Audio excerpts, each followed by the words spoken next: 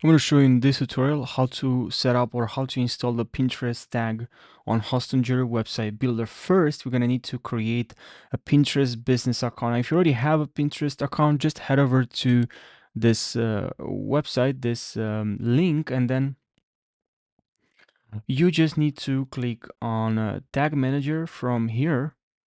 So let's install the Pinterest tag, add your website URL. Okay, I'm gonna click on manual setup. I'm gonna copy this code. I'm gonna go here to more settings, integrations, and I'm gonna paste this code here. Okay, and that's pretty much the process. And now here, I'm gonna click on continue. Now from here, what you can do, for instance, is just